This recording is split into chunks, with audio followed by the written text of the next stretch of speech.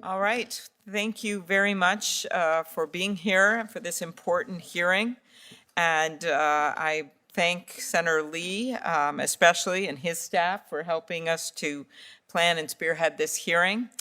And today we're going to be focusing, and I also thank Senator Durbin, the chairman, for being here already. And it couldn't be a more important and timely topic. Today we're going to focus on the impact of hospital consolidation on patients, healthcare costs, healthcare workers, and healthcare innovation. All Americans deserve access to quality, affordable healthcare, and we know there's a lot of work to make that a reality. We can lower costs to consumers by addressing skyrocketing prescription drug prices. To bring down those prices, I've introduced bipartisan legislation to expand access to cost-saving generic drugs, deter pharmaceutical companies. That's a bill that Senator Grassley and I have, from blocking cheaper generic alternatives. And I know Senator Lee has actually done work on this as well with the CREATES Act. Also allowing personal importation of more affordable drugs from Canada. I believe we also should allow Medicare to negotiate for the best possible price for prescription drugs. Healthcare is a personal matter for everyone, and that's why we need to look at hospital competition and consolidation.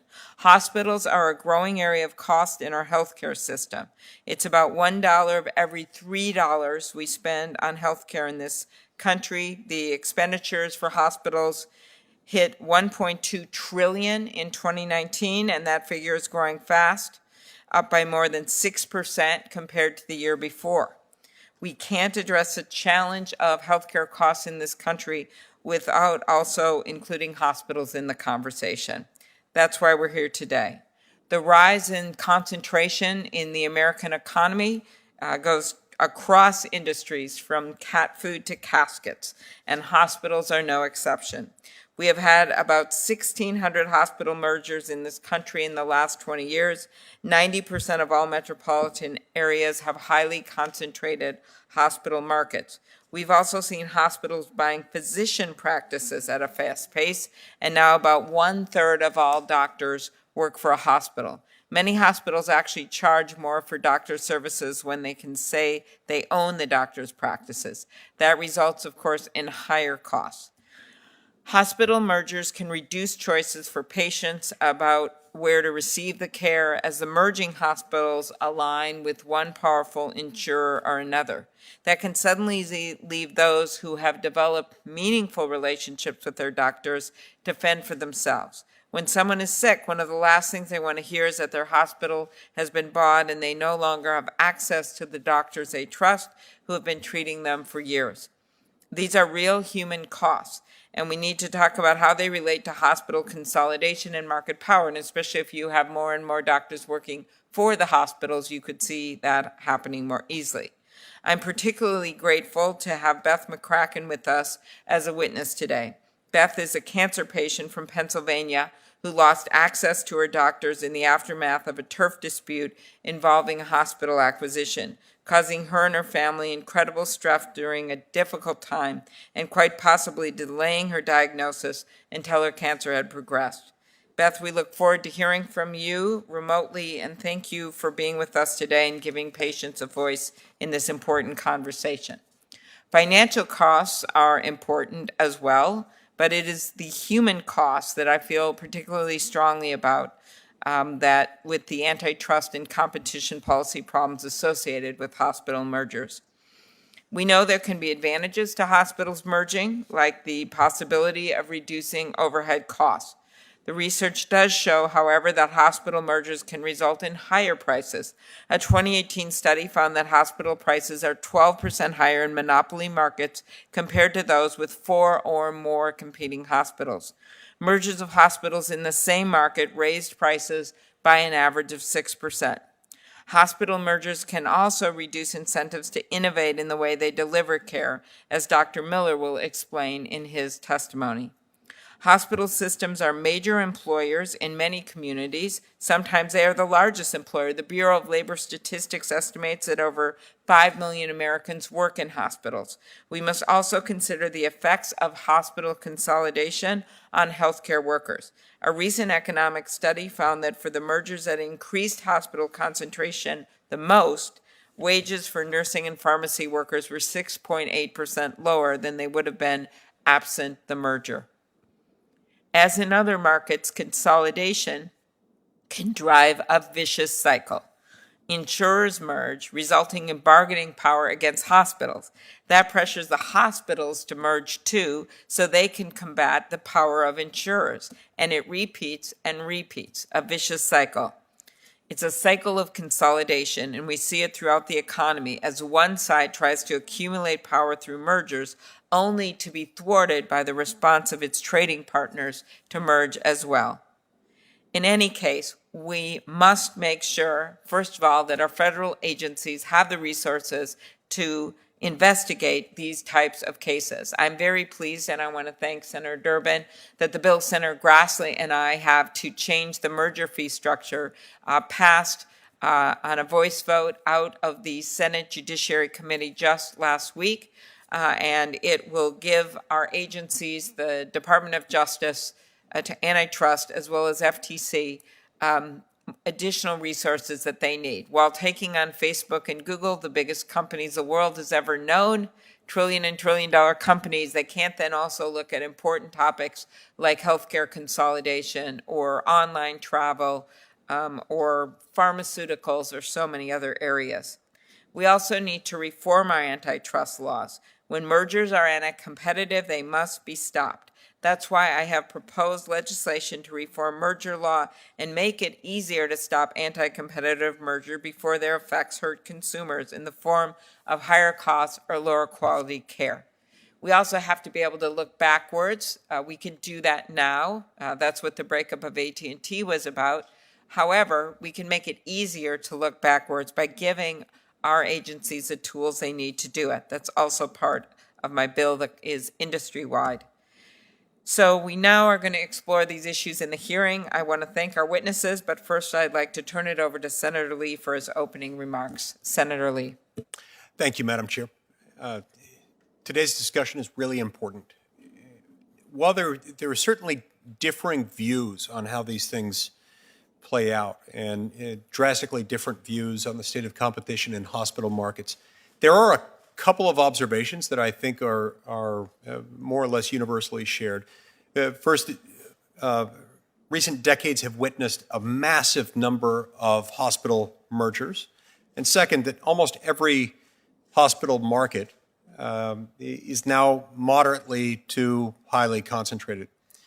Now, concentration doesn't always lead to higher prices and lower quality, but it can, and it frequently has in hospital markets.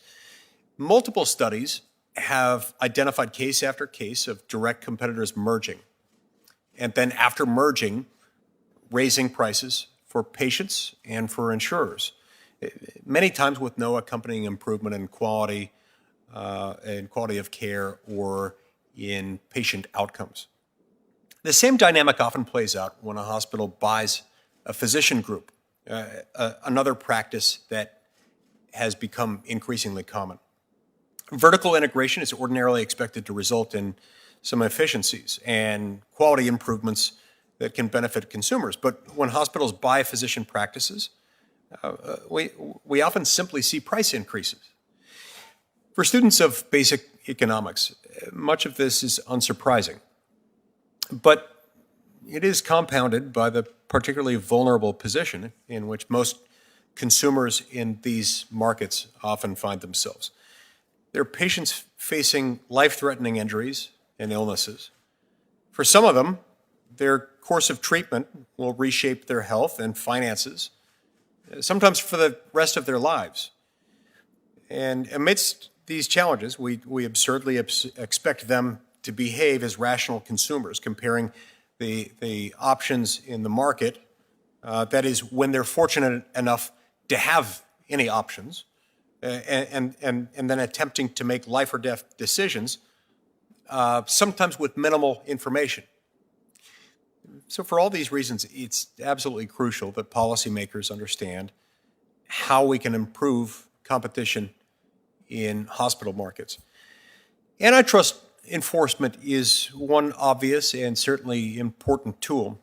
Consumers rely heavily on state and federal competition authorities to protect hospital markets from anti-competitive mergers and anti-competitive conduct. But antitrust enforcement is only a remedial tool. So how can we address the drive to consolidate in the first place? Well, those of us in Congress need not look terribly far in order to provide some answers to that question. We understand that the largest drivers of hospital consolidation often come from government interventions in healthcare, including many interventions cooked up within these very halls. At times, Medicare reimbursement rules make the same medical service more profitable for hospital-owned physician practices than for independent physicians, incentivizing hospitals to acquire physician practices and for the physicians themselves to sell out. Stark laws and related CMS rules limiting physician self-referrals intended to prevent overutilization and to prevent excessive billing have also pushed hospitals and physician practices in many, many instances to merge. And then let's not forget Obamacare. The very premise behind accountable care organizations is the notion that bigger is better, that vertical integration will allow healthcare providers to achieve better coordination of care for patients. And yet, we've gotten what we've obtained, what we've actually seen as an outcome, often has been the additional consolidation and higher prices without corresponding improvements to quality. Obamacare also functionally banned the creation or expansion of physician-owned practices, or physician-owned hospitals, rather, depriving hospital markets of competition from physicians attempting to improve the care that they offer and also to lower prices. Things are not necessarily better at the state level. Occupational licensing, something that I've been passionate about for years, continues to harm competition. When market incumbents collude to exclude new competition under the pretense of state action, everyone loses. I hope Congress can fix the problem by passing the Restoring Board Immunity Act. In addition, certificate of need laws in many states prevent the entry of new hospital competitors or expansion of existing facilities. In some states, permission to open a new hospital is subject to approval by market incumbents themselves. And this kind of dynamic produces predictable results that are not good and that do not favor the consumer, but rather favor, quite predictably, market incumbents. The theme here is perverse and it's disheartening. The government steps in to restructure the healthcare market, pushing market participants to consolidate in the process, and then shows up to punish them for trying to consolidate. It's bad for patients, it's bad for providers, and it's bad for hospitals. It also means, just as higher healthcare costs are passed on to insurers and employers and then ripple across the rest of the economy, that antitrust enforcement resources dedicated to these problems aren't available to address competition concerns throughout the rest of the economy. Again, to make this perfectly clear, Congress is appropriating taxpayer money for antitrust enforcement that is then being siphoned off to fix competition problems of Congress's own making.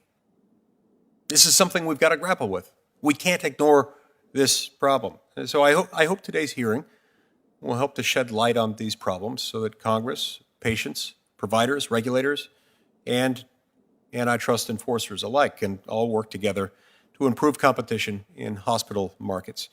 And I look forward to hearing from each of our witnesses on how best to accomplish that shared goal. Thank you, Madam Chair. Very good. I'm going to introduce the witnesses and then swear them in. We begin with Martin Gaynor. He is an economics professor at Carnegie Mellon University, former director of the Bureau of Economics at the FTC. His research focuses on competition and incentives in healthcare and on antitrust policy.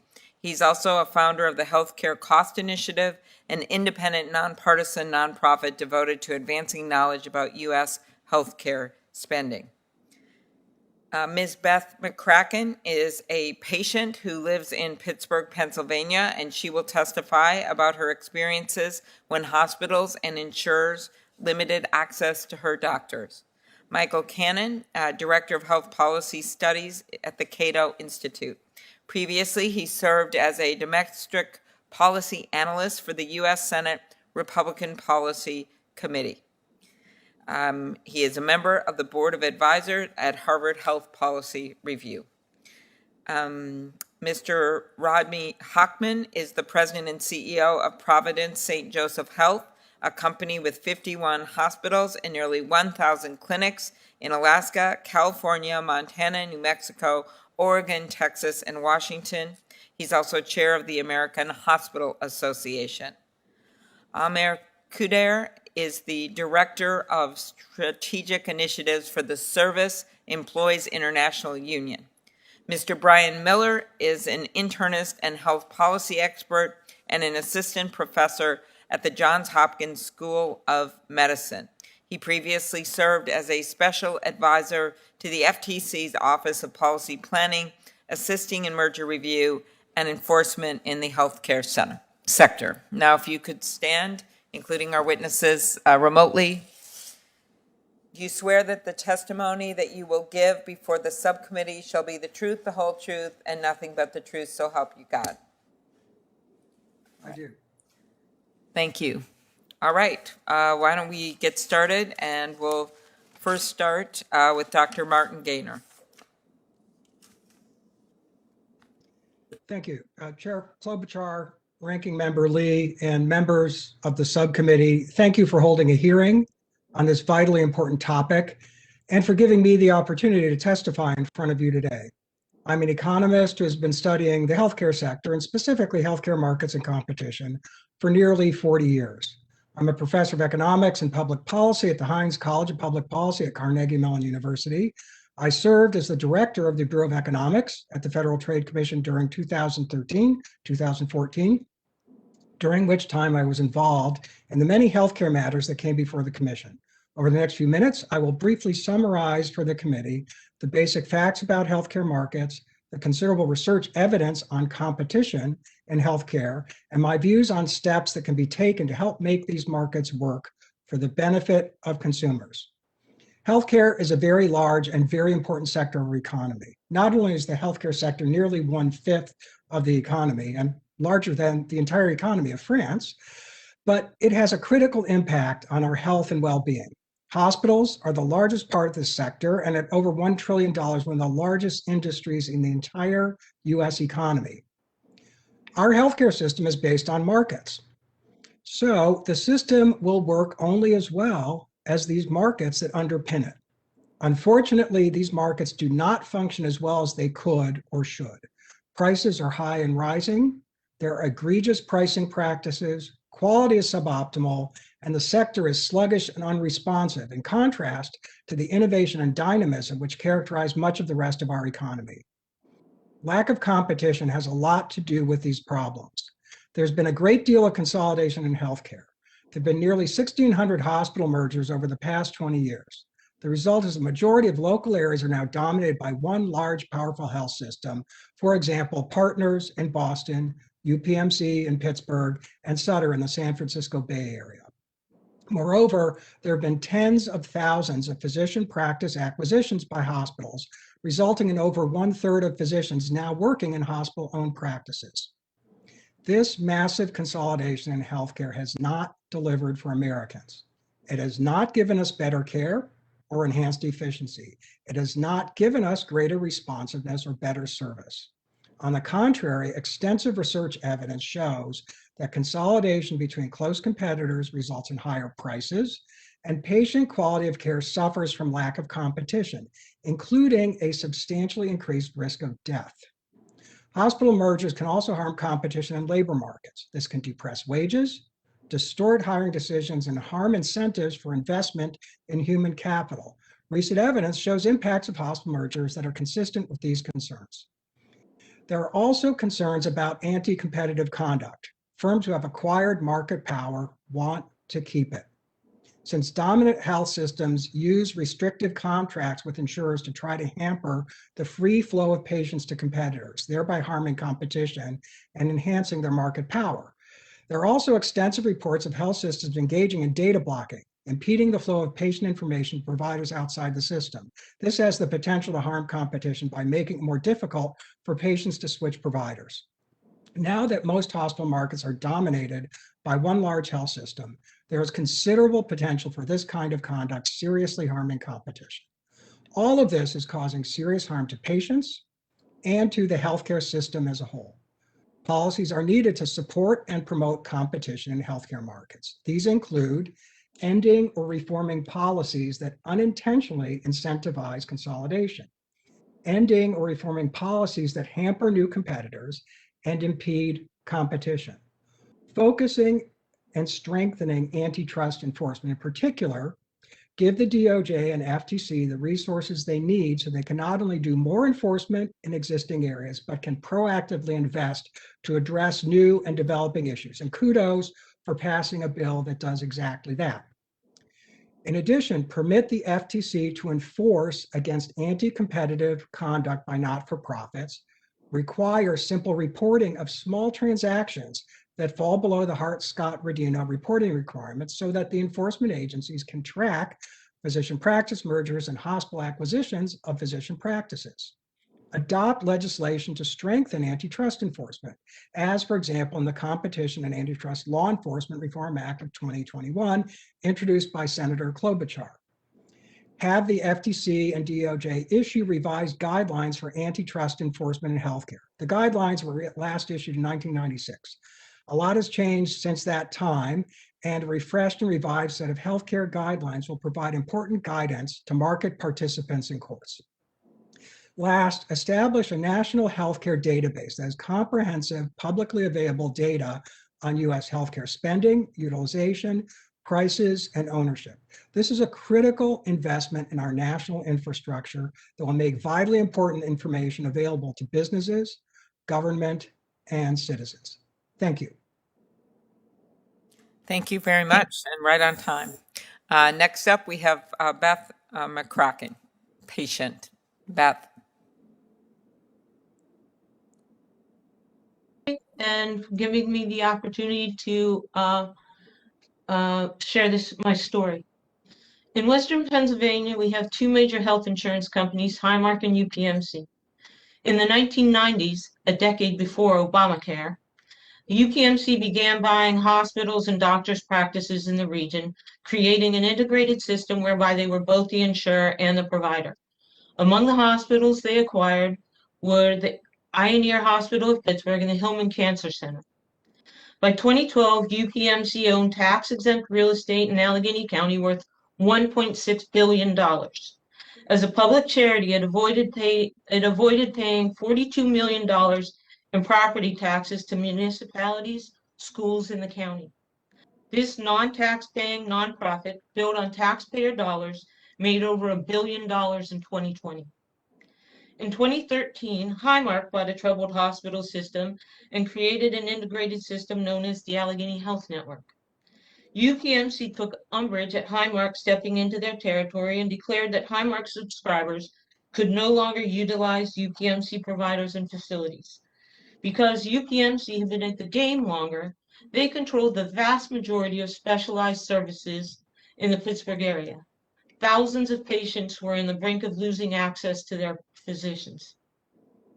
The Pennsylvania legislature intervened and negotiated a consent decree whereby patients who were under treatment as of June 2014, could continue to see their doctors for a period of 5 years.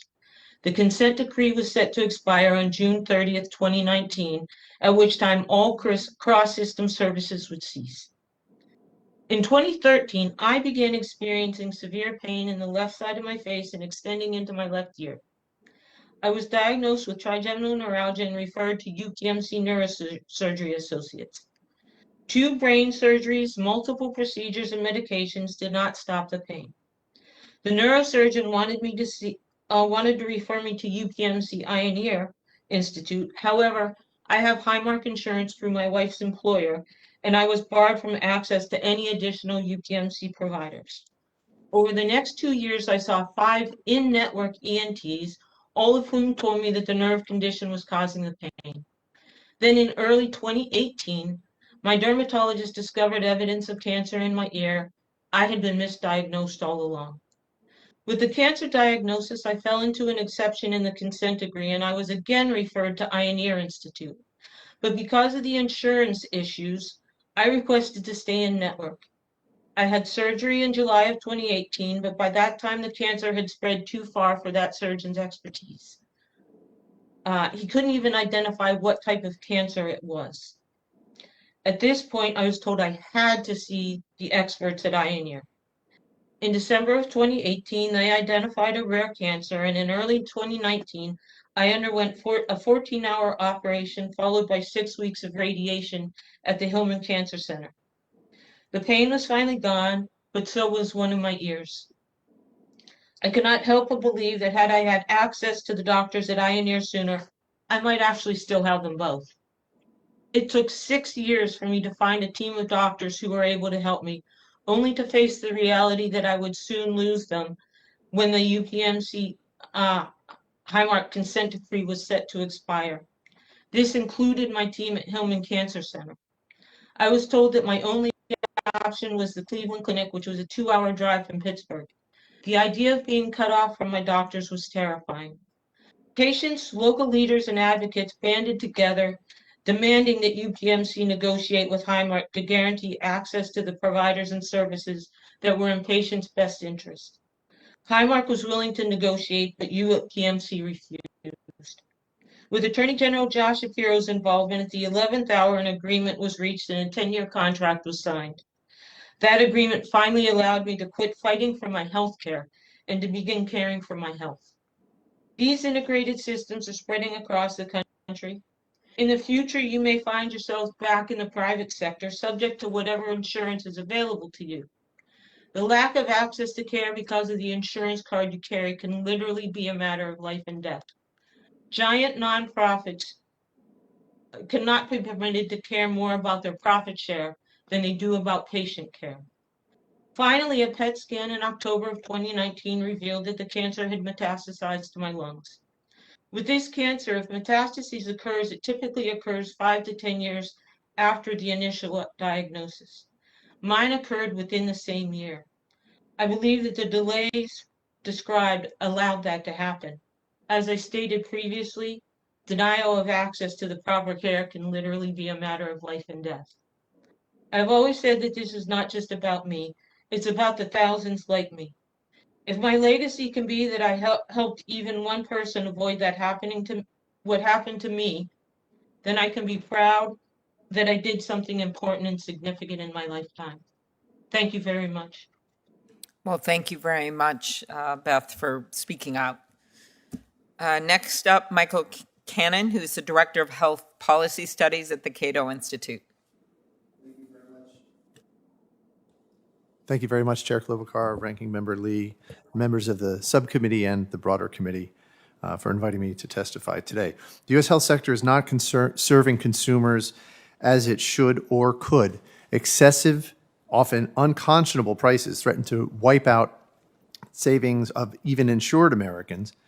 Low quality care costs lives and eludes quality improvement efforts, and inefficient provider consolidation is an important contributor to both these deficiencies. The economics literature finds that most consolidation among hospitals, physicians, and insurance companies increases prices and/or reduces quality.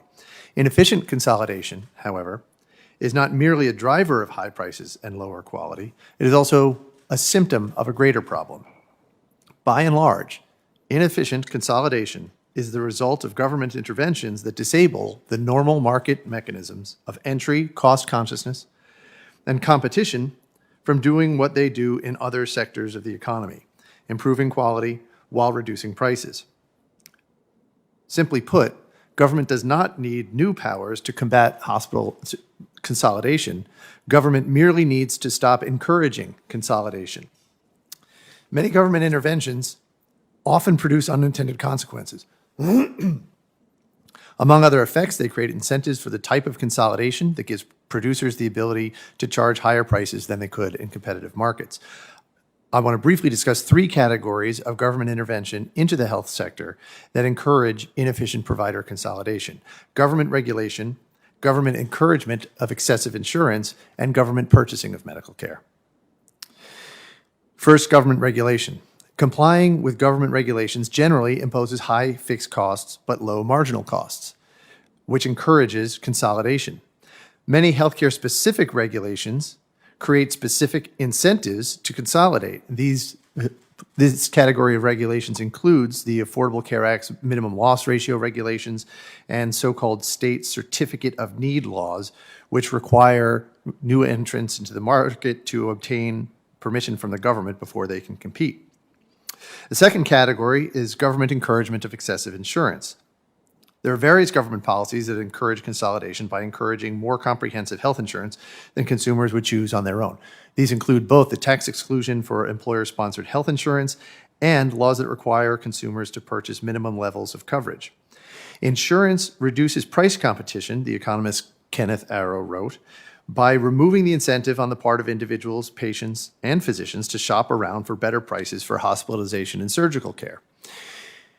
Encouraging consumers to purchase more coverage than they would prefer means that we pay for more medical care through health insurance. That reduces the number of buyers in the healthcare market and encourages producers to consolidate.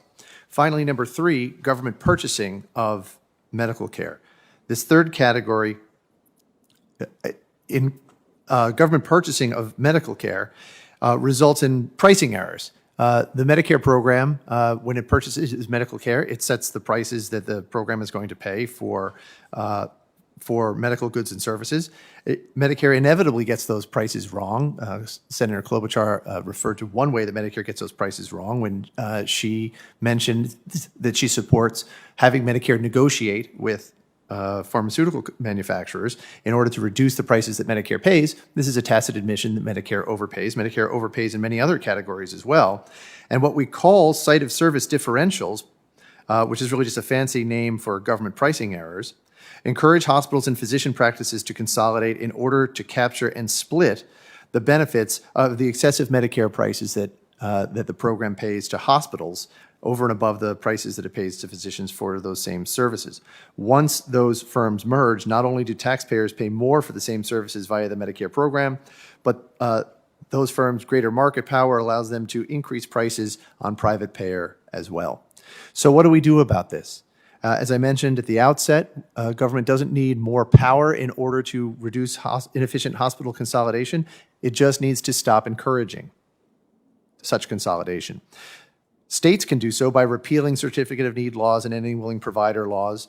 They can do so by repealing or overhauling clinician licensing laws so that they no longer block new categories of health professionals, innovations in medical education, and innovations in healthcare delivery. At the federal level, though, it might be a much heavier lift. The federal government should, as Professor Gaynor recommends, repeal network adequacy laws. I would go a little farther than Professor Gaynor and advocate that the Congress repeal the government price controls that give rise to such laws. We can find those price controls in the Medicare Advantage program and in the ACA. But ultimately, in order to reduce the incentives Congress creates for consolidation, Congress will need to reform Medicare, Medicaid, and the tax treatment of health insurance to change who controls the $4 trillion that this country spends on healthcare, make that person the consumer, and consumers will be more cost conscious and impose greater price discipline on the healthcare industry than than they do when government encourages excessive levels of health insurance. I thank you very much for your time, and I look forward to your questions. Thank you very much, Mr. Kennan. Next up, Dr. Ronald Hochman, who is the President and CEO of Providence and Chair of the American Hospital Association.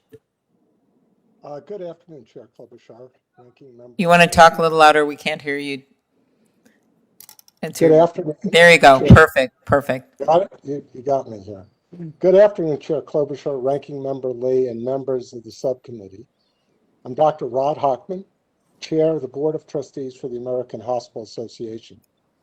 I'm pleased to be here today representing our nearly 5,000 member hospitals, health systems, and other healthcare organizations. Thank you for your support as our hospitals and health systems have cared for millions of patients with COVID over the past 17 months. Our healthcare workers are heroes, and they continue to serve on the front lines of the pandemic. I've served in the medical field for 42 years as an immunologist and rheumatologist, and I currently serve as the president and CEO of Providence, an integrated not-for-profit health system serving the Western United States. Providence treated the nation's first confirmed COVID case on January 20th, 2020. In those early days, we knew much less about the virus, but we knew we needed to act fast and decisively save lives and protect our caregivers and communities. Thanks to our scale and integration, we brought our clinicians together virtually every morning to share learnings and best practices. We rapidly scaled up telehealth capabilities, going from 70,000 virtual visits in 2019 to 1.7 million in 2020. And we were able to carefully manage our PPE supply, predicting the next hotspots and shipping supplies to those areas. Integrated health systems throughout the nation undertook similar efforts to help their communities. Let me give you a few examples. Barnes Jewish Christian Healthcare, an integrated system with 14 hospitals serving the metropolitan St. Louis and surrounding states, used its scale to purchase large quantities of PPE that was in short supply at the pandemic's inception. The PPE helped keep BJ's staff safe. It also allowed the health system to prepare for a surge of COVID patients and protect those patients who did not have the virus. Atrium Health, an integrated system with 42 hospitals serving North Carolina and several adjacent states, formed a public-private partnership that included Honeywell and Charlotte Motor Speedway to provide 1 million doses of COVID vaccine by July. Hundreds of Atrium's physicians, advanced practice providers, and other employees volunteered their time to make this vast mass vaccination effort a success. These and other efforts by integrated hospital systems would not have been possible without the scale and scope to ramp up quickly and deploy the enormous amounts of resources to respond to this unprecedented crisis. As a physician with 4 decades of experience caring for patients, I can tell you that the integration is key to strengthening healthcare in this country and ensuring every community, whether rural, urban, or suburban, has access to affordable, evidence-based care. As you know, our rural hospitals are facing a crisis. Integration has been critical in supporting access to care in rural communities. Integrating with larger systems gives many rural facilities access to supplies, capital, and technology needed to continue serving their communities. Without this integration, many rural hospitals would be forced to close their doors. We know from experience and research by the Charles River Associates that integration actually reduces operating costs, improves quality, and does not increase revenues per admission. That last point is worth underscoring because it is inconsistent with claims that hospital transactions are all about acquiring market power to increase prices. The fact is that the price most consumers pay for healthcare is reflected in the premiums set by the commercial insurance companies that face little competition. Data from the American Medical Association shows a steady progression of consolidation to now nearly 75% of all commercial health insurance markets. And when an insurance market is highly concentrated, insurers reduce provider payments and do not pass those savings on to consumers. This is why health systems have increasingly engaged in alternative arrangements to lower costs, increase quality, and convenience for consumers. One example is the Henry Ford Health System in Michigan, which entered into a direct contract arrangement with General Motors. To win that contract, Henry Ford had to demonstrate its ability to change care delivery, offer comprehensive clinical and administrative connectivity, and take on the growing financial risk and meet quality requirements. This would be impossible without integration. I'm extremely proud of the 6 million women and men, our nurses, doctors, housekeepers, security, and administrative teams, and so many more who work at America's hospitals and health systems. Each and every day, they care for patients, comfort families, and protect communities. Thank you for the opportunity for being here today, and I look forward to your questions. Thank you. Thank you very much. Thank you, Dr. Hockman. Next up is Amer Kadir with the Thank you. SEIU, and thank you. Thank you, Senator Klobuchar, Senator Lee, members of the subcommittee and committee. Thank you for holding a hearing today on this important topic and for giving me the opportunity to testify before you today. My name is Amer Kadir, and I'm here on behalf of the Service Employees International Union, SEIU. SEIU is the largest union of healthcare workers in our country. Our union represents more than 1 million healthcare workers, including physicians, nurses, service and maintenance workers, and many other hospital-based employees. I'm testifying today to comment on how concentration in hospitals may impact the wages, benefits, working conditions of healthcare workers. Health systems have been consolidating at a brisk pace, with consolidation particularly acute at the largest health systems. Between 2013 and 2018, the average size of health systems was stable, but at the largest systems, those with over 30 hospitals, the average number of hospitals increased significantly. In short, in health systems, as in many other parts of the economy, big firms are getting bigger. Consider a description from Samuel Hazen, the CEO of HCA Healthcare Incorporated, the largest hospital system in the country. Mr. Hazen told investors on his firm's first quarter 2021 conference call, "We are operating at an all-time high on market share. We're pushing the overall market share for the company across 43 domestic markets into the low 27% zone, so a very high watermark." Another HCA executive told investors that company hospitals were an important part of the communities in which they operate and often one of the biggest employers. There's substantial empirical evidence that when employment is concentrated among fewer firms and workers have fewer employment options, it leads to lower wages.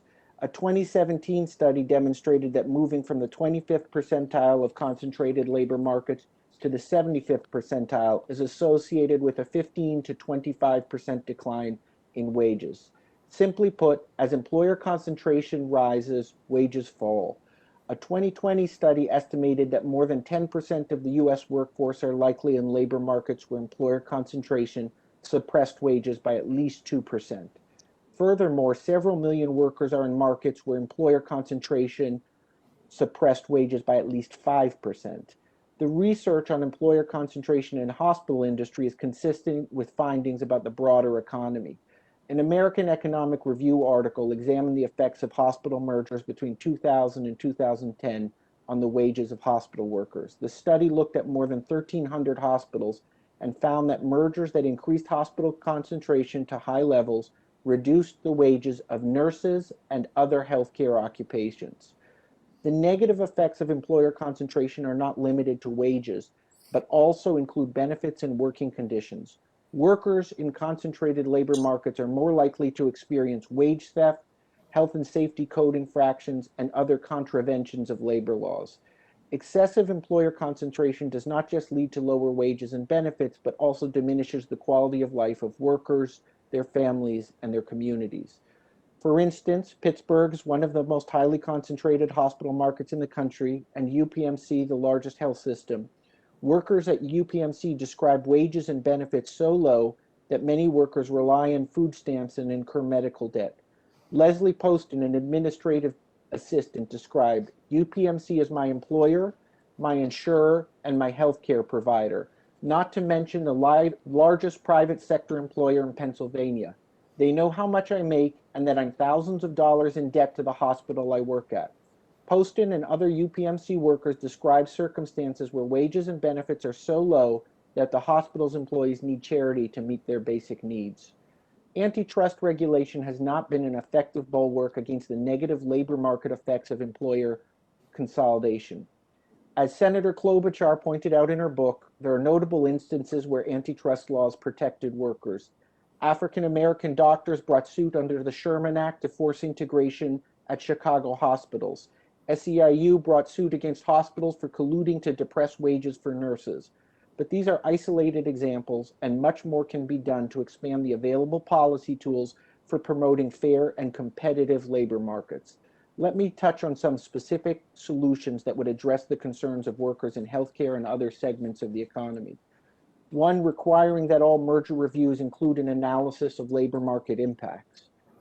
Two, because there's a limited history of antitrust labor law and labor enforcement, we need bright line standards established for anti-competitive consolidation and practices in labor markets. Three, directives prohibiting anti-competitive worker restraints such as non-compete restrictions are important to counteract key ways that employers abuse their power over workers. Antitrust enforcement in labor markets need not be all or nothing. Negative labor market effects can be offset by collective bargaining, wage boards, sectoral standards for working conditions, broad-based bargaining, and other labor market supports can attenuate negative impacts of employer concentration. But it is important at this moment to strengthen antitrust law to explicitly protect competition in labor markets through readily available tools, including merger reviews, providing clear causes of action for monopsony, and preventing employer abuses such as restrictions on workers seeking the best job they can find. Throughout the COVID-19 pandemic, healthcare workers have cared for us, they have tended our families, they have kept us alive. In communities across the country, we clapped for healthcare workers as they ended their shifts, but they deserve much more than praise and gratitude. They deserve living wages, good benefits, and safe workplaces. Empirical research shows that excessive employer consolidation can undermine these conditions. I hope you will consider strengthening antitrust applications that have the potential to protect workers from abusive employer concentration. Thank you. I look forward to your questions. Thank you. Thank you very much. Next up, and our last witness is Dr. Brian Miller. Thank you, Chairwoman Klobuchar, Ranking Member Lee, and distinguished members of the subcommittee. My name is Brian Miller, and I practice hospital medicine at the Johns Hopkins Hospital in Baltimore, where I care for hospitalized patients with a variety of ailments, including COVID. I serve as an assistant professor of medicine and business at the Johns Hopkins University. I thank you for holding this hearing today on hospital consolidation, an issue of long-standing interest to me as both a practicing physician and as someone whose mother has experienced the harms of hospital consolidation. Today, I will focus on the harms of hospital consolidation, combating consolidation, and promoting market entry through reform of anti-competitive laws. The FTC and DOJ do excellent work. The issue is that they cannot combat consolidation that is driven by other government policies and laws that place a finger on the scale in favor of consolidation. My colleagues today have characterized the many harms of consolidation in the hospital markets, which comprise 31% of healthcare spending in 2019. I wanted to highlight a harm that has not been mentioned, a loss of innovation from a lack of competition. This is best illustrated through the low labor productivity growth in the hospital industry from 1993 to 2017, which averaged 0.4% per year, according to the Bureau of Labor Statistics, and was negative 1.5% annually from 2001 to 2007. In looking for competition policy solutions, I agree with my colleague Michael Cannon of the Cato Institute that the lack of site-neutral payment is a government pricing error driven by a fee-for-service system that pays different rates for the same service provided at different types of facilities, which drives consolidation amongst hospitals and physician practices as a form of payment policy arbitrage. A partial fix was attempted through the Bipartisan Budget Act of 2015. CMS attempted to fix the problem once and for all with the 2019 payment policy rule and was sued by industry and lost in court. CMS again tried to fix this problem in 2020 and has succeeded so far in court challenges from industry, while industry is now appealing to the Supreme Court.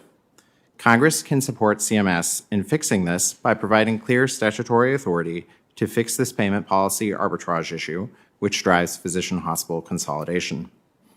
Stark law is another area in which we can combat consolidation, driven by research on imaging, physical therapy, and other self-referral services in the 80s and 90s showing higher utilization with physician self-referred services. Government picked the winner and banned physicians from self-referral for designated health services, placing its finger on the scale in favor of corporate-owned enterprises who do engage in self-referral. In 2021, the world is different, with over 1/3 of Medicare and 1/2 of Medicaid spending directed to plans as a form of risk-adjusted capitation. Plans use tools such as prior authorization and prepayment claims editing to address fraud, waste, and abuse. Congress can help by re-examining the function of Stark laws and repealing those that are clearly anti-competitive. Finally, physician-owned hospitals represent one of the few policy levers by which we can encourage market entry in the hospital market. The story here is similar. The hospital industry raised concerns about cherry-picking patients and hospitals favoring private insurance.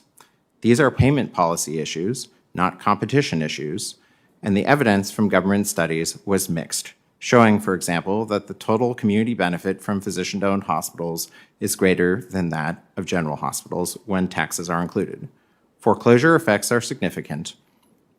In 2010 alone, 75 projects did not meet the deadline, and $2.5 billion in economic activity was lost. This provision is inconsistent with goals of the ACA of expanding coverage, improving quality, and lowering costs. In conclusion, rigid government interventions distort markets and favor consolidation. The government should not favor one market participant over another, and we need to use the right tools, regulatory solutions for regulatory problems. Changing the antitrust statutes is the wrong tool to treat the problem of consolidated hospital markets. Thank you, and I look forward to your questions. Thank you to all the witnesses. I think I'll start out with Professor Gaynor. You've written extensively about the negative impacts of excessive hospital consolidation on the price and quality of hospital services. We know these impacts can impose significant costs on our healthcare system and, more importantly, on patients. Last week, as I noted, we passed out the bill that Senator Grassley and I have with bipartisan support to raise merger filing fees on the largest transactions. I guess I'd start out with you, Professor Gaynor, and if you could answer, how does this help? Why would increasing enforcement resources help improve enforcement against anti-competitive hospital mergers? Do you think more can be done that hasn't been done? Senator Klobuchar, thank you for the question. Yes, I do think more that can be done. The agencies are working flat out. They are strained with the resources that they have. Simply the amount of horizontal merger filings have been skyrocketing over time, and the agency's budgets have been flat. That does not take into account any other kind of enforcement issues, nor the kinds of studies that are necessary for them to do their jobs well now in the future. So they absolutely need more resources in order to keep up with the issues that they're facing, both in the hospital sector, but more broadly. Dr. Miller, you spent time working at the FTC. Do you think additional resources would help to improve hospital enforcement? Thank you, Senator Klobuchar. I have to agree. The hospital mergers group often works 14 hours a day, and they regularly pass on transactions due to a lack of staffing. So I think that additional funding and staff would help with enforcement. Very good. So we don't agree on everything, but we agree on that. I guess that's a yes or no. Yes. Yes. Okay, good. And I note that that bill would actually decrease the costs on small any mergers of any kind, increase it on the big mega mergers, something I answered questions of from Senator Cruz last week. Ms. McCracken, based on your experience as a patient, how do you think things should have gone?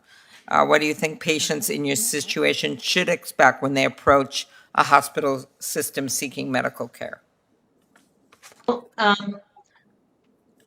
Initially, when my neurosurgeon said, you need treatment X you need to see physician X at facility X, I should have been able to go and see who that doctor thought was the best provider for me to see at that point. And it's just as simple as that. I should have just been able to walk down 2 floors in the exact same hospital and gone to the Eye and Ear Institute because he felt that that was the best place for me to be. Good. Professor Gaynor, her experience, Ms. McCracken's experience, makes me think about patients in rural areas. In your opinion, how can consolidation affect healthcare services in rural communities? Thank you for the question, Senator Klobuchar. I think that our fellow citizens who live in rural communities are particularly vulnerable. If there's consolidation there and if prices go up, then they have to travel a long way to wherever the next alternative is. So they're left without really good alternatives. Moreover, another thing that frequently happens when there are acquisitions or mergers in rural areas is that services are completely eliminated or reduced in some areas, which also leaves our fellow citizens living in those places quite vulnerable. If obstetric services get cut and you live 2 hours or more from the next closest place with obstetric services, then you're in a very tough situation. Very good. And Professor Gaynor, one more thing. What sorts of effects do the contract with restrictions with insurers that restrict them from designing plans that could reduce costs? What kind of effects do those have? Those can be really harmful to competition. I think it's important to understand how competition in the healthcare sector works. So competition on price occurs via insurers and hospitals negotiating. And if a hospital is important to have in a network and they offer value for what they're giving, then they'll be included in the network. And it's those negotiations that drive the prices, and then who's in the network has to do with what the choices are for enrollees. Now, and so that's why this can be particularly pernicious. So if dominant hospitals impose restrictions on insurers, such as you are not permitted to inform your enrollees about lower cost options or better value options. You are not permitted to take our hospitals and put them in a less favored tier because they are more expensive or maybe they're not even as good. Restrictions like these are intended to restrict choice by individuals, weaken competitors, and weaken competition. And they can be very, very damaging. Okay, thank you. Mr. Kadir, I've long been concerned about the impact of mergers on labor markets. We've been hearing increasing concerns about monopsony effects from consolidation, including in the case of healthcare workers, which you described some of these concerns in your testimony. Do you think that federal and state antitrust enforcers are doing enough to address potential harms to the labor markets from health system mergers. What would you like to see? And do you think giving the agencies, an earlier question I asked, greater resources would help? Well, there's a real gap in enforcement between labor cases and product cases. Since the 1960s, there's been about 2,300 product cases and less than 100 labor market cases. So in general, I would say there isn't enough enforcement in labor markets, and certainly I think that that more resources could help. The kinds of things that we think need to happen in antitrust law to ensure fair competition in labor markets are requiring merger reviews to have an analysis of labor markets, establishing kind of clear bright line standards for anti-competitive consolidation and practices, and then efforts to end the restrictions on the ways that employers can abuse their power over workers with non-compete restrictions and other kinds of vehicles. Thank you very much. Next up, Senator Lee. Thanks so much, Madam Chair. Mr. Cannon, let's start with you. You mentioned in your testimony the fact that in many instances, state licensing officials, state licensing laws of one sort or another, are used to block new categories of healthcare providers, or in some instances, other kinds of innovations in healthcare or how it's provided. There are a lot of cases in which these state licensing boards themselves are asked to either license and authorize or not authorize, not license what would, if approved, be new competitors to them, thus creating a perverse incentive. Because if these boards approve them, then they've got new competitors to deal with, and they've got to react by some combination of lowering prices and offering superior quality. This is one of the many reasons why I've long supported efforts to bring about reform in occupational licensing. So I was wondering if there are any specific reforms that you'd recommend in this area, and are there some states that are doing it right that other states ought to try to emulate? Thank you for the question, Senator. Yes, there are things that both the federal and state governments can do in this area. There's not much the federal government can do, in my view, because occupational licensing occurs at the state level. States have the power to do that under their general police powers.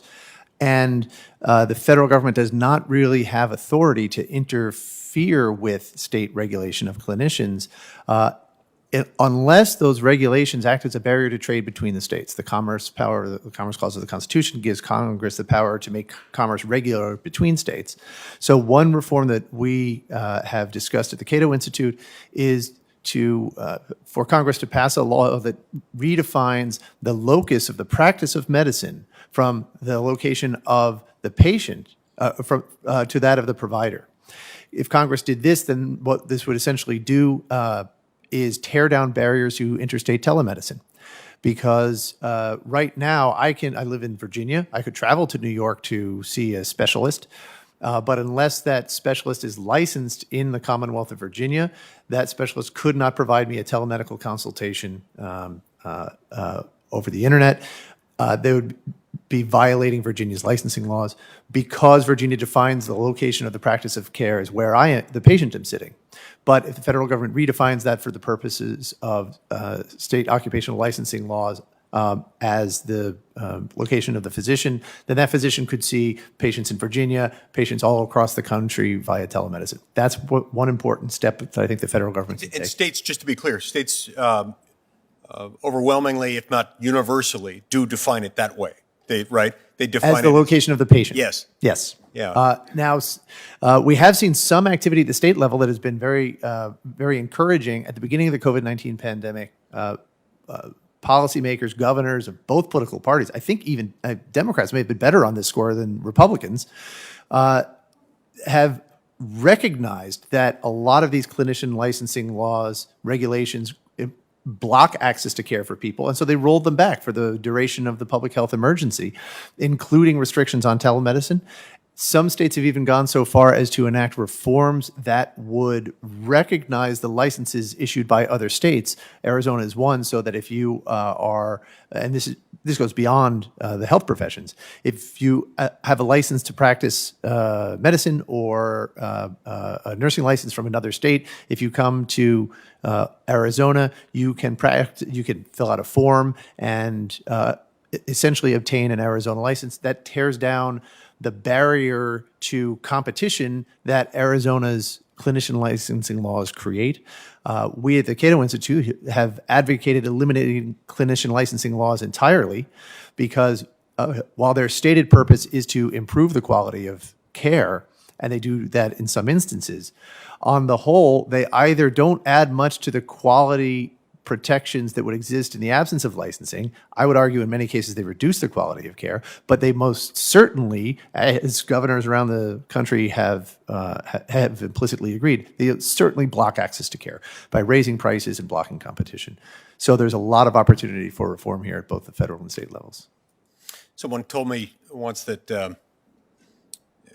a pilot, once licensed to fly a jet airplane, in theory, by law, by virtue of an occupational license, could fly a 747 if the owner of a 747 wanted to entrust that pilot with that, such that the license itself becomes less important in certain fields than other qualifications above and beyond the license. Is there some parallel here in some cases to the healthcare industry? Most of the quality protections that protect patients in our healthcare sector from incompetent physicians, or other medical professionals don't come from clinician licensing.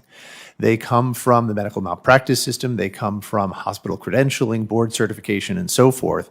Licensing, this is why I say licensing adds very little, if anything, to the quality protections that would exist in its absence. Thank you. Dr. Miller, we hear a lot about the high cost of health care and the lack of transparency in hospital markets. These can seem like abstract, esoteric, or even academic issues. Can you describe to us how choice and competition end up impacting patients? Thank you, Senator Lee. They definitely do, and I'd say a lack of choice and competition is one of the biggest harms. The lack of innovation. We think about patients with heart failure. They're admitted to the hospital through the emergency room. They come up to the floor, we prescribe diuretics, take fluid off, get them off oxygen.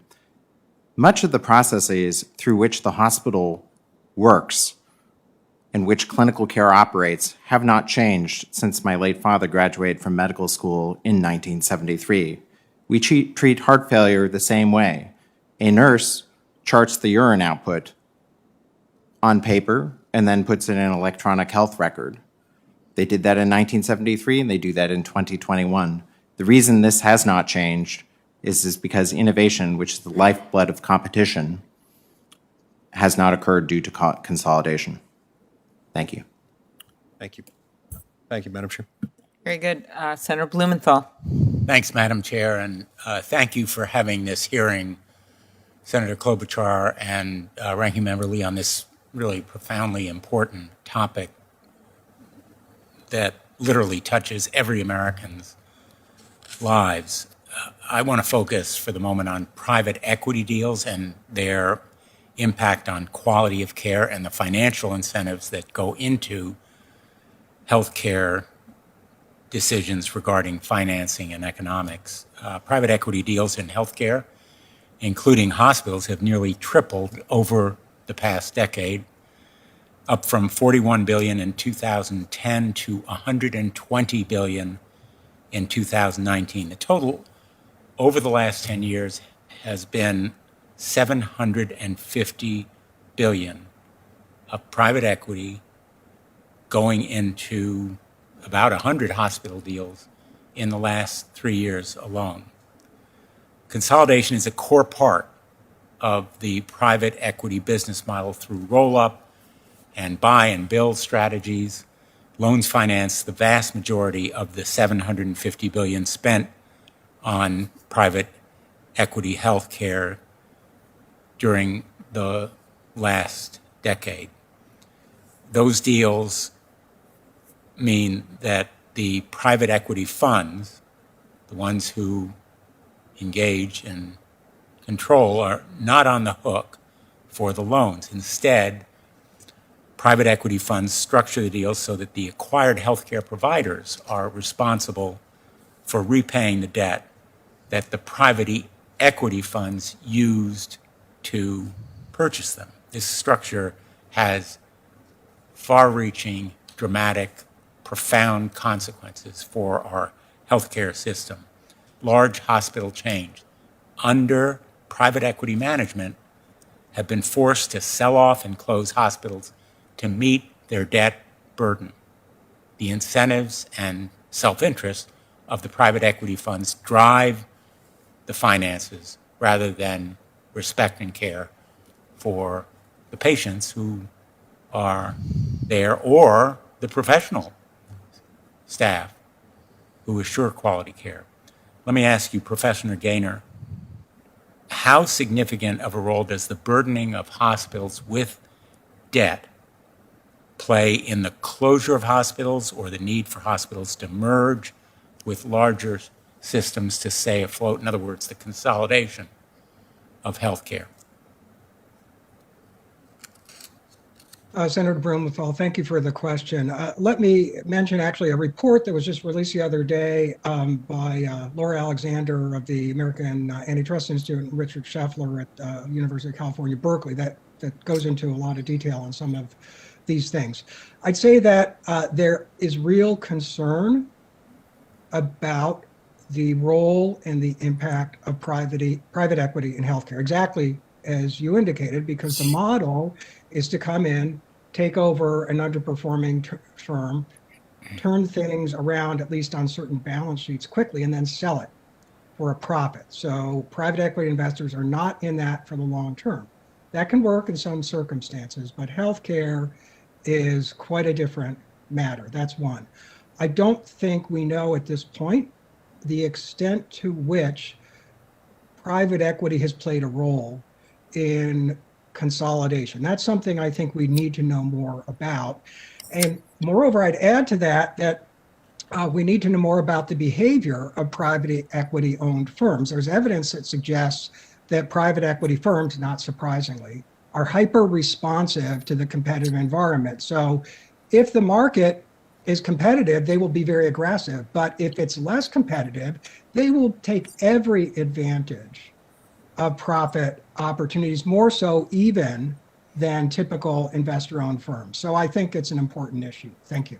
Thank you. That's an excellent answer. And I might just say that my question is in part based on that study by the American Antitrust Institute. But really the point of the question is we need to know much more about the real life impacts of these private equity deals. Their incentives are not aligned with patient care. In fact, not aligned with necessarily professional care. The private equity companies don't want to run these hospitals long term. Often their business model is to buy the hospitals, consolidate them, merge them, and then sell the resulting entities at a profit.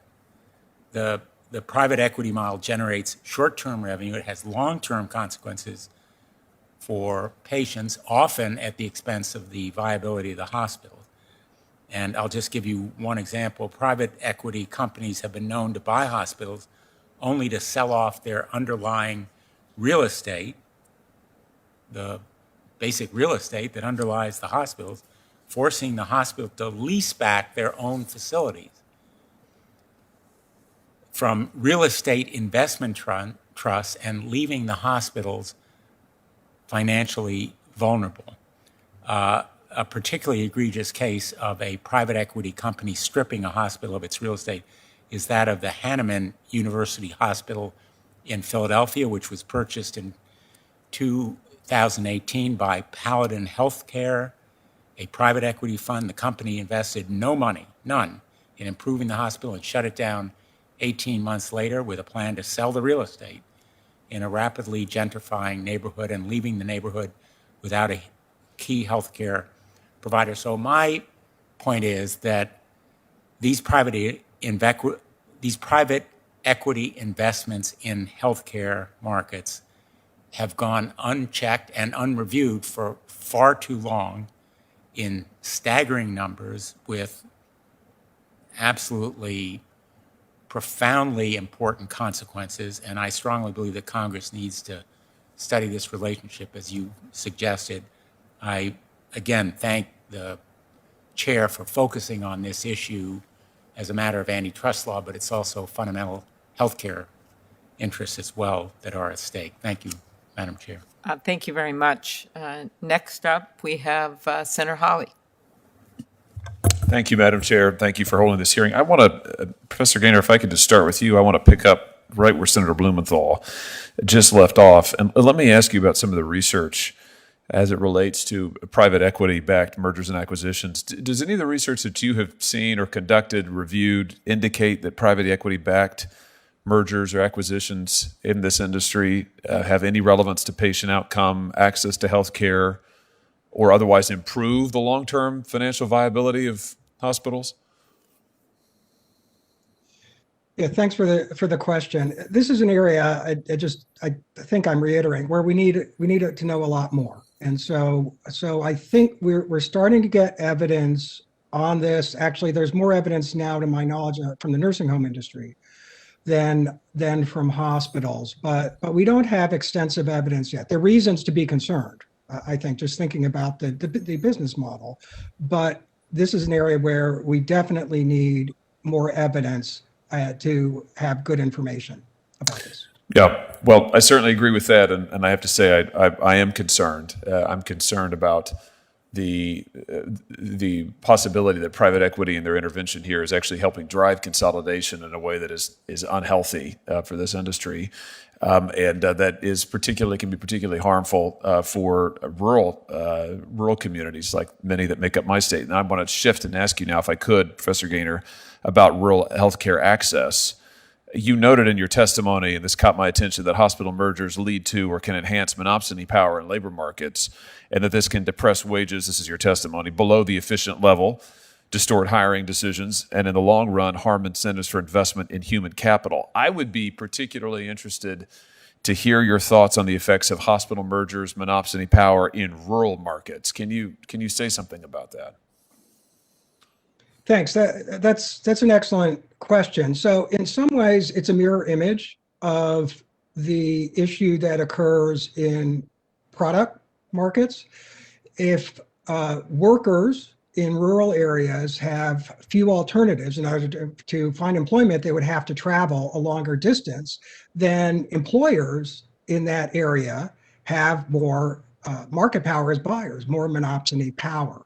So if you have, say, and this is typical in many places, say a hospital is one of the biggest employers in town, or there are two hospitals and now there's a merger or they're acquired by another entity, then where do the people in those communities have to turn for employment? Wages start getting pushed down, or they just don't rise as much. Working conditions change, number of hours offered or required, so on and so forth.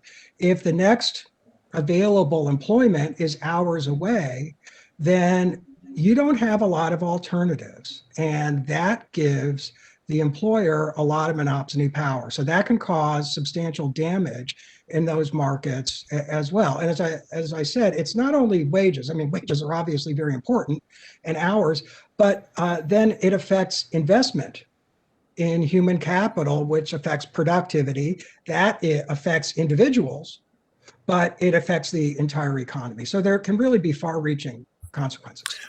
Do you think it might also reflect retention rates in the industry? And as you said, if in a rural community, it's certainly this is true of the town that I grew up in, that we had a hospital located in my town, only one. It was a very small town. It was the only one in the county, I believe, the only hospital in the county. So there's not a lot of options there for employees at that hospital to go to other hospitals. But if there's not investment, if their wages are being held down, if there's not a lot of investment in them, if the quality of work is poor, then they may leave the industry altogether. I mean, try to find a job in a completely different sector. I mean, do you see any of that? Do you worry about that because of the effects of consolidation in rural America? Oh, sure. And as a matter of fact, it could cause people to leave the geographic area entirely. So even, monopsony power or market power of any kind isn't infinite. You can't depress the wage to zero. You can't raise the price of a product to infinity. At some point, the wages get low enough, people will leave. Either they will go to another employer in the same area, or they will leave that area and migrate elsewhere. And of course, if that starts to happen, then that has ripple effects on the entire town, the entire area, because you start to lose people who were earning money, and that affects the businesses in that area, and it can have really profound negative consequences. And what do you think might be the effect on access to care, healthcare access, and quality of care in these rural settings if we start to see this sort of cycle begin and play out? Well, yeah, it could be a vicious cycle. And I want to be clear that I am talking about this deductively. I don't know of evidence that specifically shows these effects, but it makes sense that if you get a cycle like this started, then it can feed on itself, and you can get what are basically tipping points where things were all right, and they start going downhill, and all of a sudden they just start going downhill very rapidly. So there is a real potential for that. Let me ask you finally just a broader question about healthcare costs and wage stagnation. Research suggests that rising healthcare costs have been a major contributing factor to wage stagnation for working class people in our country in the last few decades. My question is, what impact does the data show that rising healthcare costs have had on worker compensation packages and wage growth? Can you give us a sense of that? Do you know? Yes. And so just briefly to set this up, here's what happens. Suppose there's a merger between hospitals that are close competitors. Their market power is enhanced. They raise prices substantially. So who pays for that? Initially, it's the private health insurers in the area. They then turn around and raise their premiums to employers, and then employers pass that on to their workers. Either wages are not what they otherwise would be. Usually it's wages grow a lot more slowly, or workers pay a larger share of the cost of the premium, or the generosity of the health insurance gets reduced. It may also even affect hours or whether people are employed as well. So it cycles all the way around from the higher hospital prices in affecting the wallets of workers.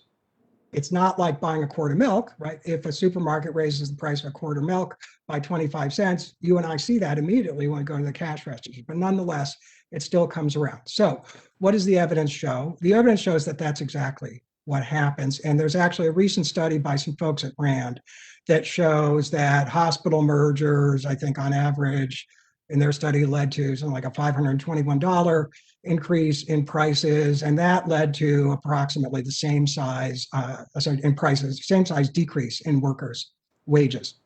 So yes, workers are directly affected. You can look at charts that show what's happening to workers' wages growing very slowly. Health insurance spend, health costs are going like this. Health premiums are going like this. So all of that is evidence consistent with healthcare costs being borne in large part by workers and affecting their wages. Thank you, Madam Chair. Very good. I think Senator Grassley, is he going to? Thank you, Senator Klobuchar. Remote. There's your voice of God. Thank you, Senator Grassley. Well, thank you. As you know, Iowa's a largely rural state, and I'm particularly interested in how these mergers and acquisitions affect rural hospitals in our communities. So I'm going to ask Professor Gaynor a question, and I think I should be fair to Senator Hochman and ask him if he wants to react to what Professor Gaynor says. In Dr. Hochman's testimony, Professor Gaynor, he references studies that show reduction in costs related to merged hospitals. However, in your testimony, you reference studies that show the opposite is true. Could you help me understand what is actually happening with costs to the consumers? Thank you for the question, Senator Grassley. First, the costs that I think I referred to, and I suspect that Dr. Hochman referred to, are the costs of the firm operating. Costs of the consumer are what comes on them. So those are not exactly the same thing. Let me start with the latter. When hospitals that are close to each other and are close competitors merge, prices go up. 5%, 10%, 20%, 40, 50, in some cases 65%. As I just said in responding to Mr. Hawley, that comes back and that comes out of workers' pockets. Some studies show dollar for dollar. So that's one. As far as what happens to the cost, there's a lot of research evidence, and that research evidence on average does not show that costs are reduced. There are some studies that do show cost reductions. There's actually, I'd say, a very good study that was published in a scientific journal a couple years ago that does show significant cost reductions from hospital mergers. But, and this is an important exception, not from mergers that are hospitals in the same market. In other words, not when hospitals are competitors. As far as the studies that Dr. Hochman referred to, done by Charles Rivers Associates, those were commissioned by the American Hospital Association. Those were paid for by the American Hospital Association. Those were not subjected to any scientific review whatsoever, and they are not consistent with the scientific evidence done by independent researchers and subject to rigorous scientific review. Dr. Hochman, would you like to respond, or should I go on to my next question? Oh, no, I'd love to have a chance Yeah, to respond. Thank he you. should. He hasn't been able to respond yet. So, and I'll give him a chance as well. So go I've ahead. got a long list here because it's really interesting. You know, first of all, I want to thank you so much for all that you've done for hospitals, and particularly for rural hospitals, Senator Grassley. It's made all the difference in the world, and particularly, you know, for the critical access hospitals, which I know you've championed. We have 14 of them in our system, and without your work, we would not be able to have them exist. So thank you so much for that support. And as you know, as the American Hospital Association had before COVID-19 as one of its top priorities, rural hospitals in the United States. This is not an issue around consolidation. The fact is that rural hospitals have been struggling. We've lost 126 over the last 10 years. We lost 20 last year. They're in difficult financial situation, and we think there's a number of different ways that we can help rural hospitals, one of which is association with larger systems, but it's not the only solution to that issue. The second is, I'm listening to the so-called studies, and I, respectfully, Professor Gaynor, we just don't buy the data.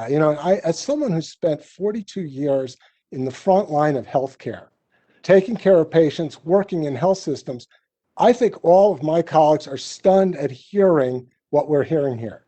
On the labor front, we have a scarcity of labor. My labor costs are going up. Dr. Hochman, I promise I'll let you answer those questions when Senator Grassley, I want to give Senator Grassley a chance to finish up asking his questions. Is that okay? And then Sure. you can go back after that.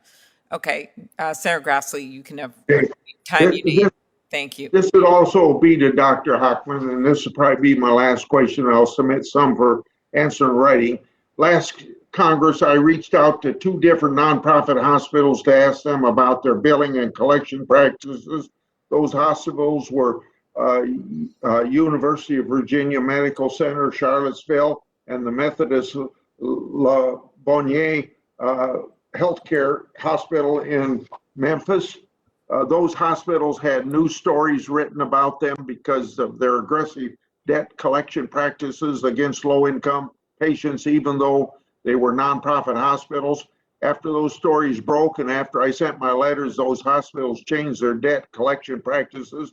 They're also decreased the fees that they would charge different low-income patients. So here's my question to you, Dr. Hochman. How widespread are the aggressive debt collection practices such as lien enforcement on homes and wage garnishments by other nonprofit hospitals throughout the country? Senator, we couldn't agree with you more in that, particularly at the AHA and in my own health system, we put forward in April of last year new standards for all of the things around billing and collections, getting rid of all of those egregious processes such as liens and others, and really establishing the base that at 200% of the net poverty level, those patients should not be billed for anything that happens. In my own system, it's up to 400.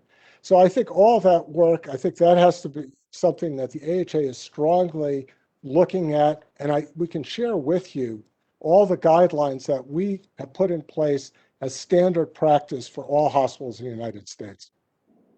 Thank you, Madam Chairman. Thank you, Senator Grassley. Dr. Hockman, I promised I was going to let you finish up your answer, and I think you were addressing some of the labor issues, because I know that you haven't had a chance to answer some of these questions that have been raised. Thank you so much, Senator. On labor, labor's our most important element. I mean, we couldn't have fought through this pandemic without all of the labor folks that we've had. And what we found is the scarcity of labor. And actually during COVID-19, we were struggling hard in order to get enough nurses. And one of the things that we wanted help on is that there were some egregious practices on the part of a number of the staffing companies that were raising our prices to get traveling nurses. We just don't see it. Whether it's our food service workers, they are a precious commodity for us. And we have seen, if anything, steady increases in the labor costs, which went to wages and better benefits. And we've seen when, in the case of Yale New Haven, when they merged with St. Raphael Health System, they saved 500 jobs and were able to get benefits that were far better than what was in place before. So from the front line, I would say this as someone who's been out in the trenches in healthcare, we're just not seeing it on the labor side. All right. Do we have another senator that wanted to? No. Okay. Senator Lee and I will just finish up here.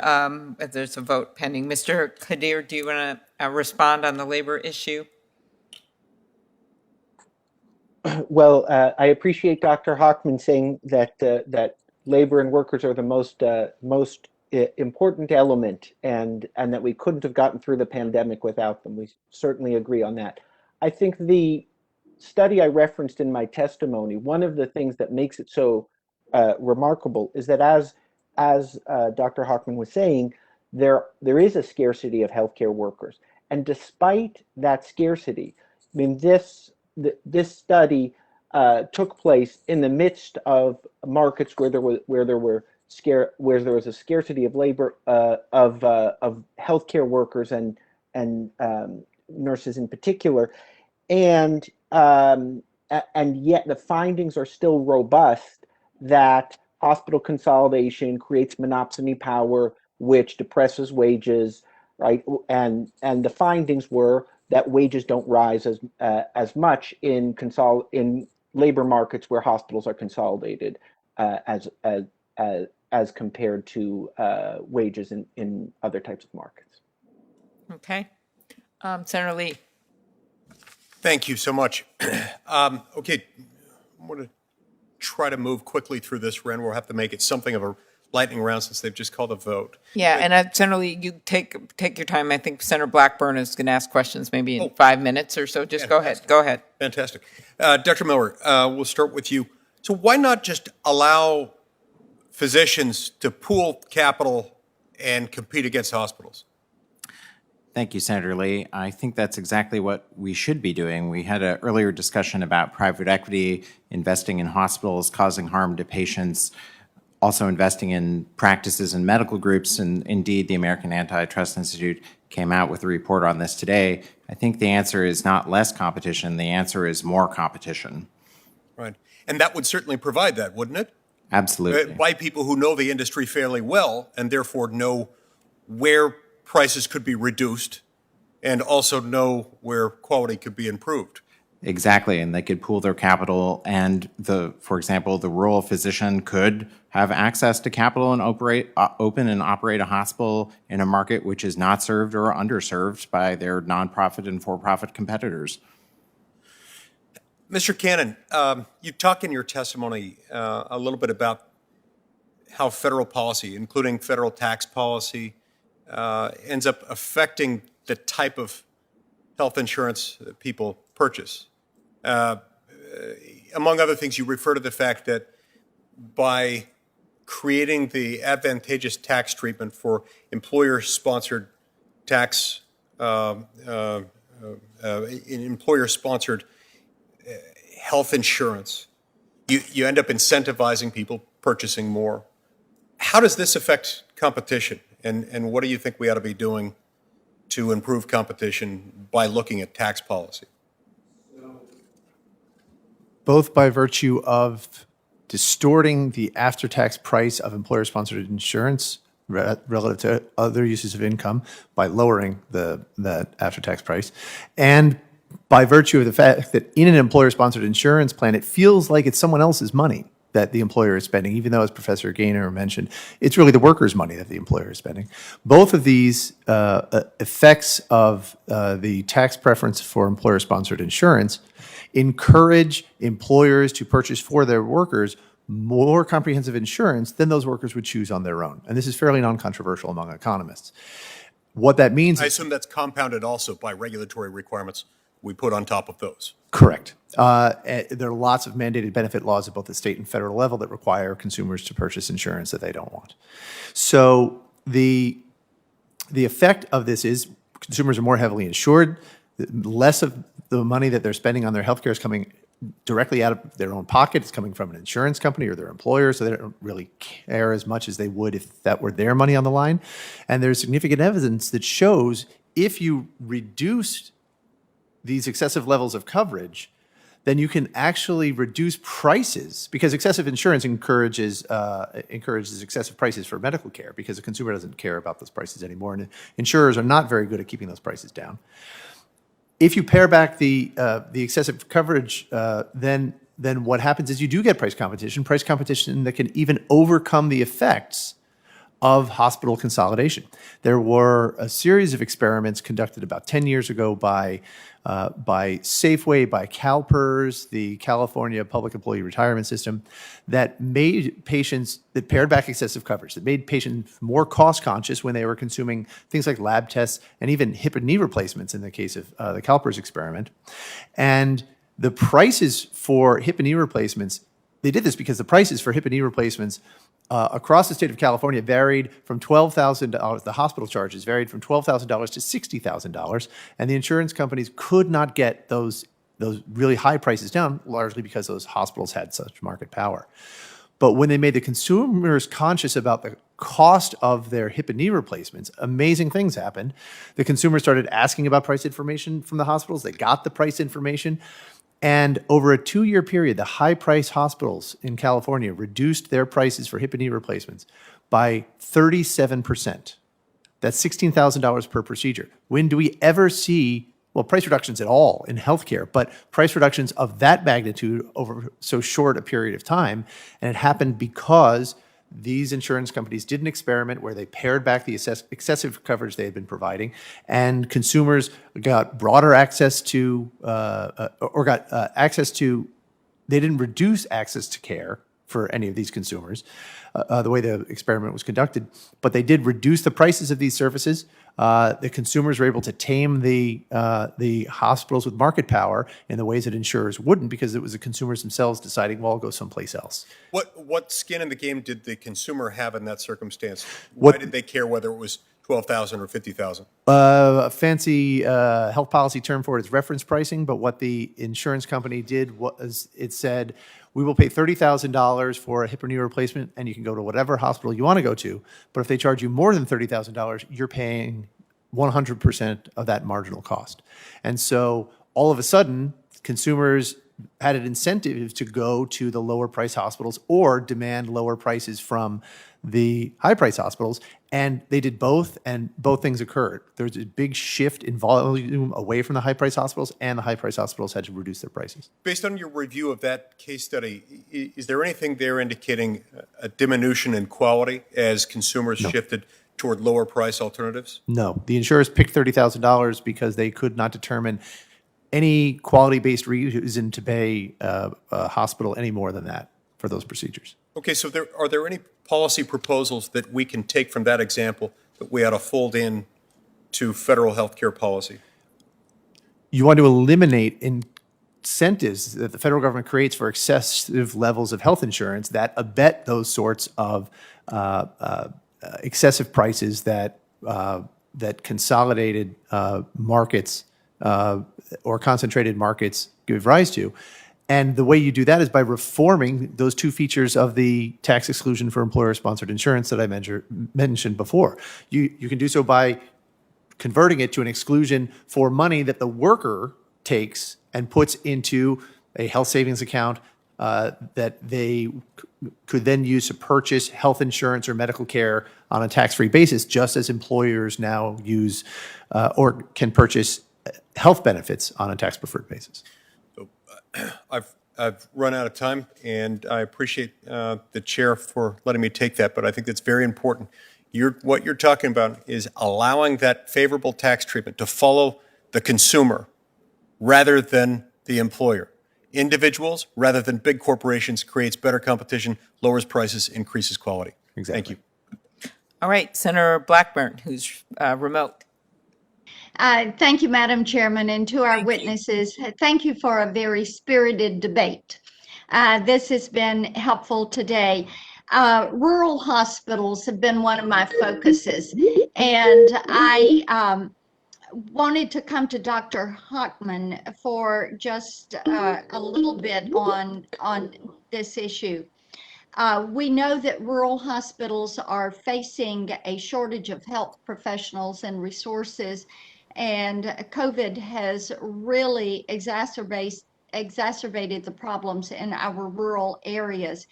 And sometimes what we have seen in Tennessee is sometimes these hospitals are relying on transfers from larger health systems to care for patients' intensive needs. And so, Dr. Hochman, I'd love for you to discuss for just a few seconds how healthcare systems have come around some of these rural facilities that are in unserved areas and have really kind of helped stand with them during COVID. Well, thank you very much, Senator Blackburn. I think, what we've seen during COVID is that the rural hospitals needed our help. So whether they were affiliated or part of our network, we hooked up a number of our rural hospitals with telehealth to get the specialists out there. And I think telehealth is one of the things that's going to be incredibly important to rural healthcare. Go ahead. Go ahead. And then the other thing I think we need to help our rural healthcare partners with is ensuring that they can get the doctors and professionals that they need out there, because people want to get care close to home. If we lose rural healthcare, we're going to lose something that people want to get care in the communities they live. And also looking at the different models of rural healthcare, what services are needed, what are so if someone is a little bit sicker, how do we ensure that they're able to move seamlessly without an effect on the patient if they need care somewhere else? And sometimes that takes a larger facility being able to work in coordination with those community health centers in order to get them in there. Mr. Cannon, let me ask you this. You talk about telehealth. We talk about getting healthcare workers into rural areas, and Senator Durbin and I've been working on that. We have legislation that would do that. Let's look at Senator Klobuchar's bill. And if this bill were to pass and be signed into law, what effect would it have on our rural communities that are facing hospital closures? I apologize, Senator. I'm not familiar enough with the bill to provide an opinion. Okay, thank you for that. If you would look at the bill, and then I will submit that to you for a response in writing. I would be happy to do so. That sounds good. So Dr. Hockman, let me come back to you. What other options do our rural communities have in seeking adequate health care if their local hospital struggles to remain open and is at risk of closing, and there is not a larger hospital group that they can come under that umbrella? Well, we're going to need some flexible funding support for those hospitals so they're able to keep their services in their community. We think there's some public-private funding opportunities for those local hospitals. I think we got to be really innovative about rural healthcare. And before the pandemic, that's what we were spending a lot of our time and energy on, was trying to figure those pieces out. I think it's doubly so. And, rural hospitals as well, as you know, mental health problems are paramount, right? And they're having to serve all the patients in those communities. So I think whatever we see in other hospitals is magnified so greatly in the rural community that we really need to put a full court effort on all of that. And that's what we think. It deserves different funding options, different ways to pay for care, different ways to provide personnel and training, and the use of telehealth as well. And then also not necessarily being taken over by large hospitals that we see, let's say in a place like Tennessee, but how do they affiliate in a way that they can be supported so that they can stay independent and take care of their patients? Yeah, we hear a good bit about that from our rural communities. Another thing that is discussed often is the average out-of-pocket cost that a patient pays. And over the past decade, the escalation rate of that out-of-pocket cost. So, Mr. Cannon, let me ask you this. How has intervention by the federal government into the healthcare delivery system, and especially if we're talking about the last decade, through the Affordable Care Act, how has that caused escalation in cost? How has it caused consolidation of insurance and affected access to care?